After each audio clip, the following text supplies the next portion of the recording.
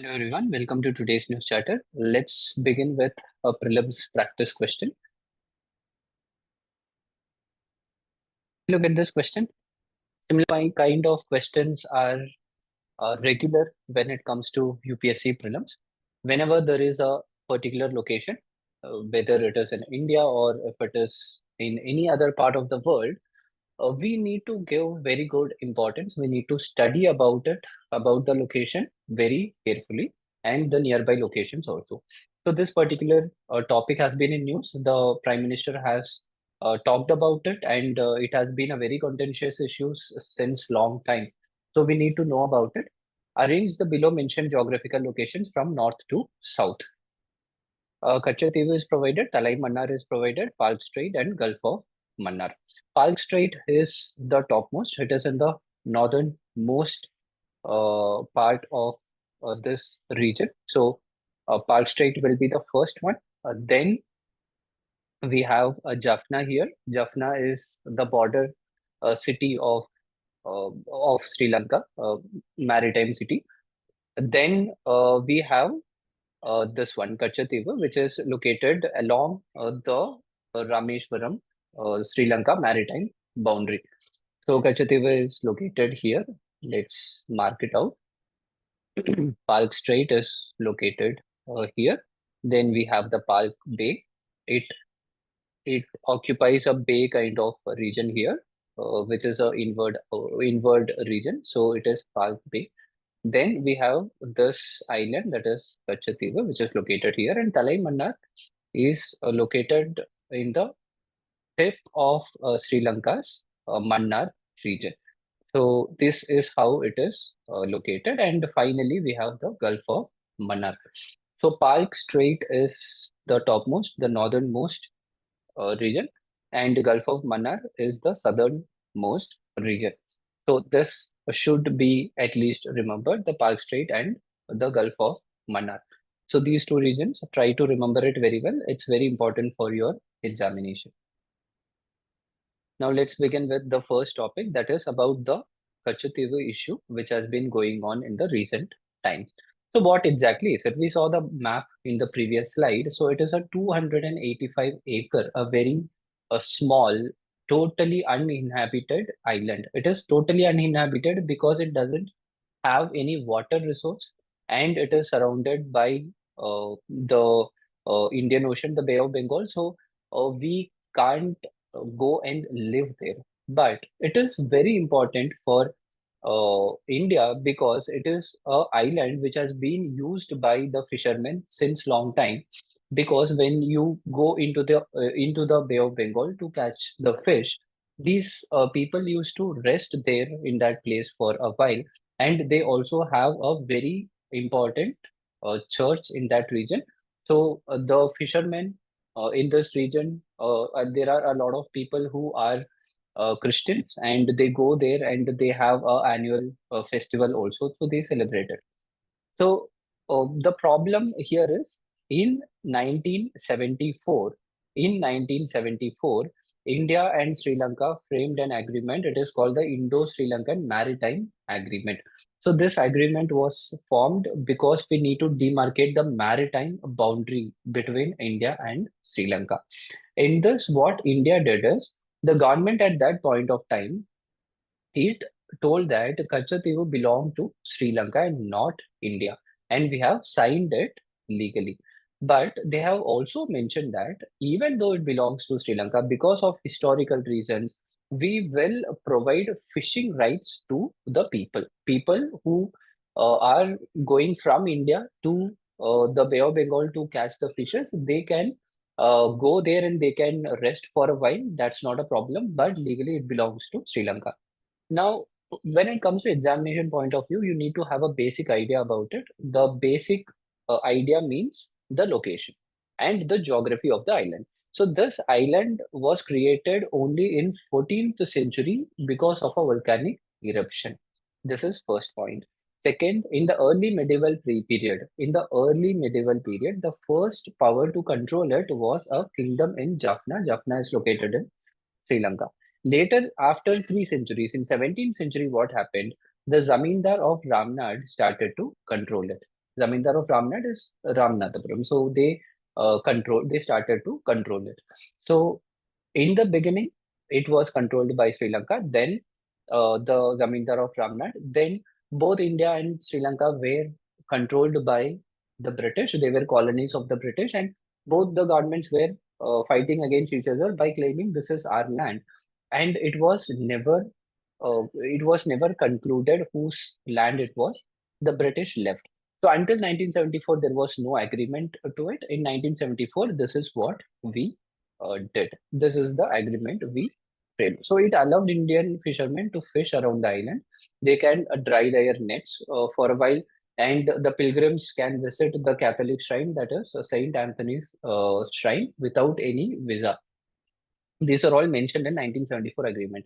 The problem here is in 1976, within 2 years, again another agreement was signed because the Sri Lankan government said that the 1974 agreement has certain things which are left out. There is no proper conclusion here. So in 1976, they reiterated by telling that this region belongs to Sri Lanka only, and it prohibited fishing in each other's water without permission. So in Sri Lankan waters, they cannot go and the Indian fishermen cannot go and fish, and if they do so, they will be captured by the Sri Lankan Navy. So this created further problems because people were confused. We have access to the this particular island, but we are restricted to fish in other regions. So when you are in ocean, it's very difficult to identify the locations and everything. So people tend to miss out the border and they cross into Sri Lankan border and they get captured by the Sri Lankan Navy. So this problem is there. So the basic thing which you need to remember is mentioned in the second, third, and fourth point and fifth point. So these points should be remembered so that you can be in a position to answer it if you get a question in prelims. Above normal heat wave conditions, the IMD has recently told that India is going to face the above normal heat wave condition in India, especially the northern part of the country. So what are the reasons for it and how do we classify heat wave? It's very important for prelims. The reasons is very simple. In the recent time, because of increasing global warming, the ocean surface temperature has been increasing, the land surface temperature has been increasing, because of which the climate scenario has become very unpredictable. Monsoons have become very unpredictable. Failure of monsoon has resulted in increased instances of heat wave condition. Apart from this, 2023 was a El Nino year, and 2024 it has been continuing. So again, this is going to intensify the heat wave condition. So what is the criteria to classify it? In a normal land, if the temperature increases by 4.5 degrees Celsius than the normal temperature, it is classified as heat wave. Or if in any part of the land, if the temperature crosses just 45 degrees Celsius on 2 continuous days, then it is classified as heat wave. Another category is there, that is severe heat wave. Severe heat wave is when the temperature crosses 6.4 degrees Celsius. If it is 4.5 degrees Celsius, it is normal heat wave. If it crosses 6.4 degrees Celsius, it is a severe heat wave. Or if the entire temperature of that region is above 47 degrees Celsius, normally it is classified as severe heat wave affected region. So these conditions should be remembered for 4.5 and 45 degrees Celsius, 6.4 and 47 degrees Celsius. So how to prevent it from mains point of view? Very easy and simple, anyone can answer. We need to plant more trees. We need to reduce urban heat islands. We need to make sure there are more trees in the mountain region. There is very less exposed rocks and road pavements, etc. So these are the main basic things. Apart from that, certain points should also be mentioned. For example, Sendai Framework for Disaster Risk Reduction 2015 to 2030. India is also a signatory for this. In this Sendai Framework, we have told that a government should first approve, it should first recognize of a disaster, then it should start working to reduce the risk of the disaster, then build back better phenomenon is also mentioned here. Build back better means when You face a disaster, make sure the next time it comes, you do not have much problem. But in India, that's not happening. Every year it is severe heat wave only. So these are all the things which you can read and remember so that you can write a good answer in mains, and in prelims, the factual data will be remembered. There was a very good news from science and tech point of view because space is mentioned in the syllabus.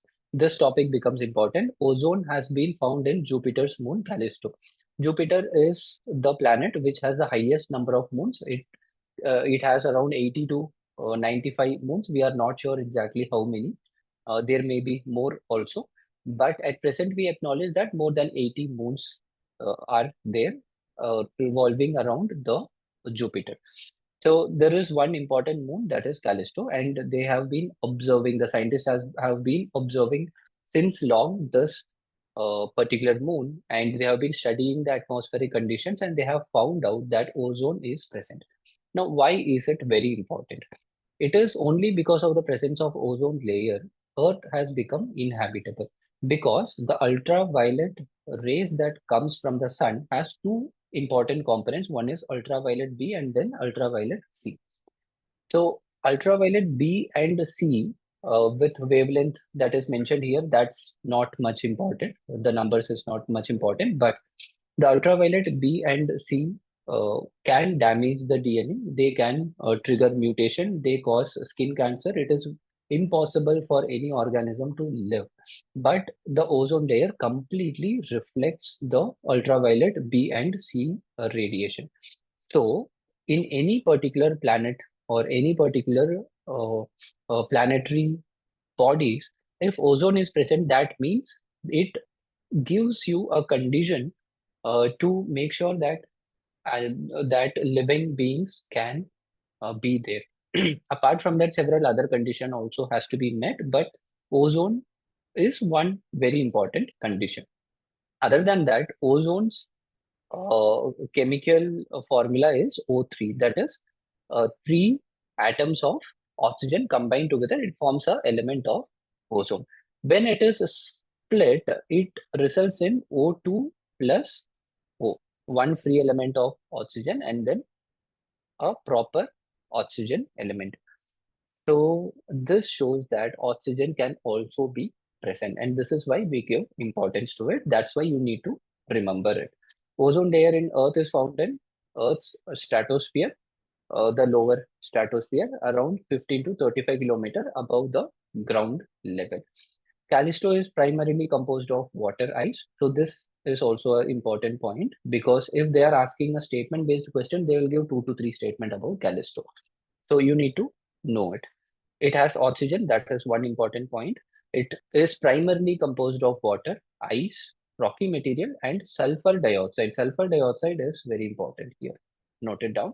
And some organic components also. Any planet that comes after Mars, most of them are icy in nature. They have ice crystals. That's very simple to remember, because the sun rays will not the intensity of the sun rays that falls on these planets will not be very high.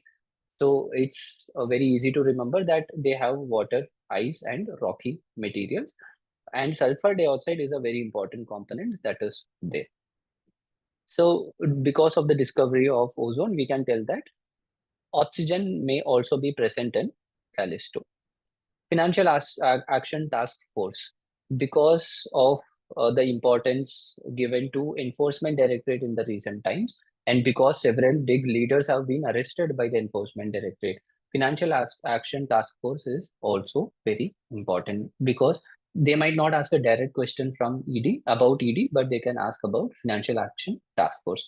So basic things for prelims, what you need to remember is, it was created to prevent global money laundering and global financing of terrorism. It was set up in 1989 out of a G7 meeting. So it was started by the G7 countries in 1989.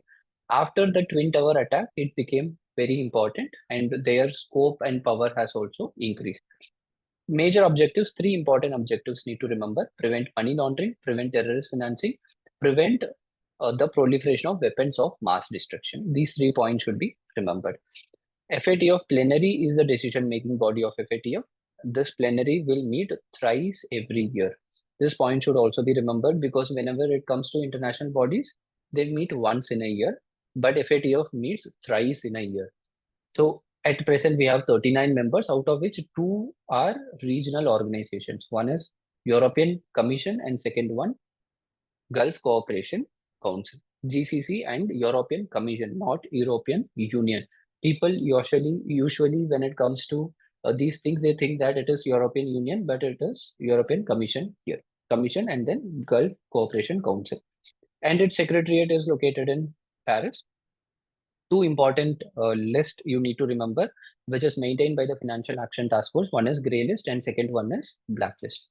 Blacklist are those countries which are completely blacklisted, means they are acting like rogue elements, which are directly funding for terrorism, directly proliferating nuclear weapons, etc. At present, we have three such countries. One is Iran, North Korea, and Myanmar. Iran, because they are trying to increase their nuclear stocktake, and Myanmar because democracy is completely gone, the military has completely taken over, and then North Korea because of the nuclear proliferation. So these three countries should be remembered. Apart from this, we have grey list in which certain countries are maintained and they give certain options that within a particular time period take steps against terrorism or money laundering, and we will remove you from grey list. Pakistan was a grey list country for a very long time and they have been removed from it recently. One important point which you can remember from prelims point of view is Havana Syndrome. So it is a habit of UPSC that they give certain terms and ask you the meaning of this term. So Havana Syndrome, generally people think that when you get a word syndrome, it is a big disease or something. And because it is mentioned as Havana, you think that it is some disease in Cuba or some Caribbean islands, whereas it is not true. It is a kind of a syndrome which is faced by diplomats of United States of America serving in certain countries such as Cuba or Russia or China, etc. So what happens is these diplomats out of nowhere they starts getting blood in their nose. They will get bleeding noses. They get very heavy headaches and they have a blurry vision problem, etc. So they think that it is because they have been attacked by some sonic device which will cause piercing sounds in the nighttime. So the human ear can hear from 20 hertz to 20,000 hertz. So there are several other frequencies which our body cannot tolerate. So if a weapon causes heavy amount of noise or ultrasonic, very high noise, in such cases, our body will get affected. And when we are in sleep, we don't know what exactly happened. And this is a very typical attack which has been going on since long. And mostly people who are serving in US consulate in their enemy countries have been facing this problem. So try to remember it. That will be all for today. All the best. Study well. Let's meet tomorrow.